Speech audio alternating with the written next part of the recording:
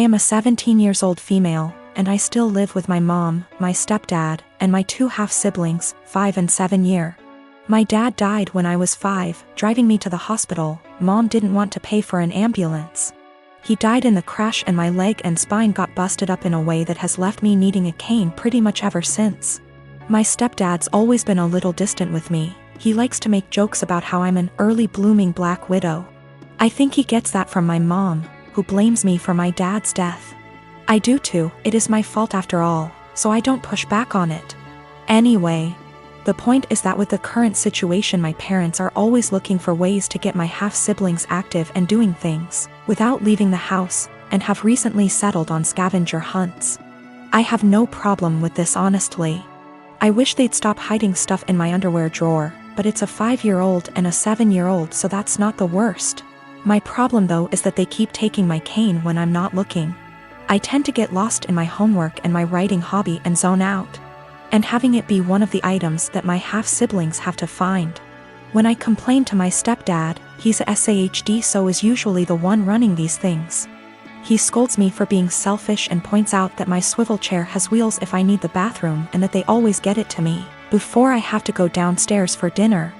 I tried my mom yesterday, and she said that I was being a brat and that if I wanted a father who cared about me I shouldn't have killed my dad. I got really upset at that point and called my grandparents. My mom's parents, dads are dead too. They showed up at 10 p.m. yesterday, and Grandma screamed at them while Grandpa packed my stuff up and helped me out to their car. My mom's been blowing up my phone and email, calling me all sorts of names and accusing me of turning her family against her and trying to get her in legal trouble, since minors can't move out. And I can't help but think that maybe she's. I am part-timing in an IT company that is very close-knit. My boss Steven and his wife were always sweet. It was my first month and it was my boss's birthday week. So he and wife Melissa were kind enough to include me in this fancy dinner they were taking everyone to. A week prior to the dinner, Melissa added everyone to a group chat and asked whether we had any suggestions on where to eat.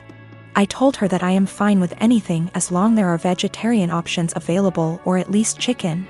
They brought their daughter Steph to the dinner and she is a sweet little girl. Now Steph was really interested in me and she kept on asking me questions about how I look the way I look. Now I am short, 5 feet, but can be somewhat deemed as fit to today's generation. I was transparent with her and told her that I don't restrict myself to certain foods but rather eat everything in moderation. Plus I have a plant-based diet and home-cooked meals, so that helps, and I also lift weights. Now Melissa overheard our conversation partially. She pulled me aside and told me that Steph was recovering from eating disorder, so she encouraged me to be honest with her, and not lie to her, and not to order anything that screams diet. When I saw the menu, there were little to no vegetarian options available. It didn't have anything for me. I was very disappointed and made a comment that, oh wow, there are no vegetarian options. Melissa chimed in and said that eating meat once in a while won't affect my weight. Now, when I say plant-based diet, it's not that I don't eat meat, but I only eat chicken maybe once a week as a side dish, and certain types of fish occasionally, but other than that I mostly eat vegetarian dishes. My food habits are not for my weight, but for my religion / culture. It has nothing to do with my weight. When the waiter came in, I was still glued to my menu when all the others had already ordered. Melissa said that, oh, she will have the duck too, and I interrupted and said that no, I will have the garden salad. I hate salads, but there were no other veg options. Melissa got quiet. After a few minutes she told me that I shouldn't have lied and lead on her daughter if I was going to order a skinny salad and starve myself. She said that I am just like those IG influencers who lie to impressionable young girls about their food habits and bodies, and I just proved that by ordering a salad after giving her daughter a "don't restrict yourself" speech, and I probably triggered her eating disorder. I tried to explain that I only ordered a salad because there was no other option in the menu for me, but then she said that I should have just sucked up and eaten the duck as it isn't going to affect my weight, but then again, I corrected that it is a religious thing and not a diet thing. She said that if I eat chicken then obviously I would eat other animals too, and I was just putting up an act. It was horrible. She completely tore me down and I immediately left. My husband and I have been married for 21 years. We have 2 adult children, one is in college out of state and the other is in the Navy. When we first got married, my husband was in Navy and we spent the first 10 years of our marriage moving from place to place, wherever his new duty station was. I found it hard to make friends, and I could not keep a job, so I made a difficult decision and decided to be a som. When he got out of the Navy 11 years ago, he took a job and we moved. 3 years in, he got offered a job in another part of the company, however, it was in another state, so we moved again. We stayed there for 6 years. I went back to college and got my degree and began looking for work. I found a job I liked in my field, and 6 months into working, he said he was offered a job with a new company and wanted to take it.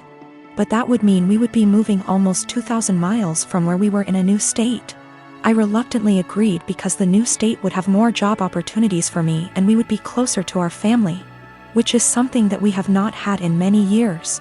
Last night my husband came up to me and said that there was a job opening in his company and he wanted to apply for it.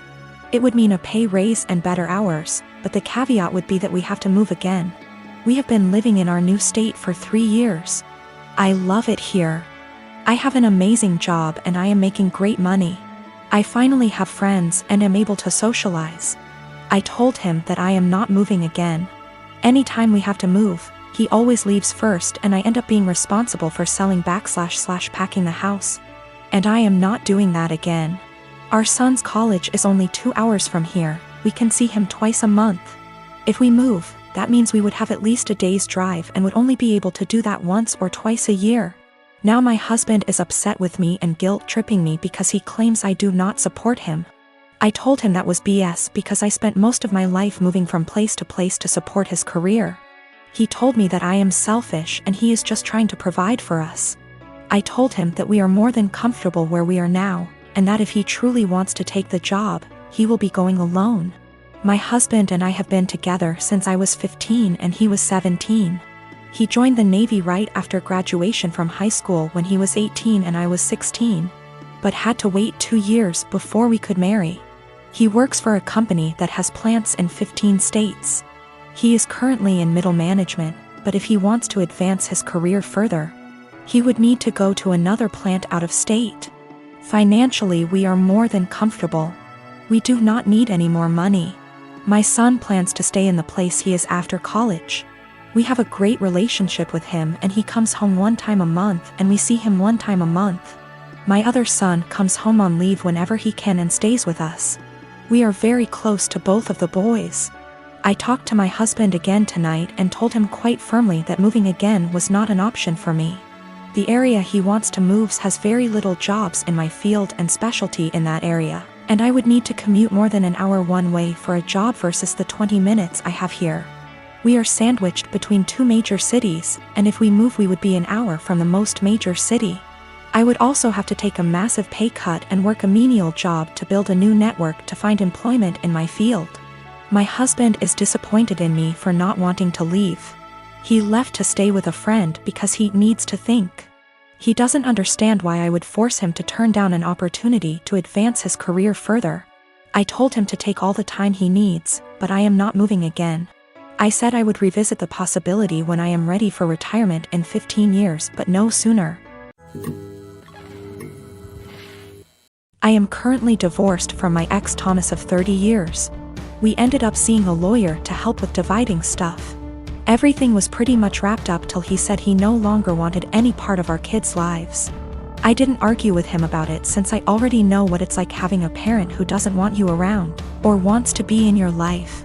I asked what he wanted me to tell the kids and he just said, "Whatever you think is best, I don't care. I don't want to parent anymore." Everything was in agreement and signed with no fuss. A few weeks later I get a call from my ex-mill asking if we could meet each other. When I came over she broke down crying and begging to let my ex see his kids again. I was confused about what she meant because not once did he contact me after meeting the lawyer. She went on about how my ex said he really missed them and that I was just a petty B*TCH for taking full custody. Also that he was crying for days about it. I told her my version of events and she called it BS, saying her son wouldn't lie like that, especially not about his kids. Then I decided to call him in front of her. He didn't know she and I were meeting that day. I said, hey, has a soccer game in a few days, which he did, and I was wondering if you wanted to go? I know he'd really love it and be happy to see you. He instantly said no. I already said I'm not doing this anymore. I asked, well, how do you think this is going to affect Denise, his mom? She is over the moon about them. He just said she loves me more than the kids, so I doubt this will be an issue for her. After a bit more talking, we finally hung up. Ex-Mill was straight-faced and nodded at everything that just happened. She asked me to leave and said we would be in touch. Later that day I got a call from my ex saying how it's my fault he was kicked out of his mom's house, and possibly will be taken off her will. Also that none of his family members will talk to him because of what Ex-Mill heard. He threw a lot of insults at me before I hung up, and now him and his mates keep calling and texting me. My friend is saying I shouldn't have said anything in the first place and I ruined his life. Yes, I plan to let Denise see the kids because I know she just wants to give them the world along with the rest of his family.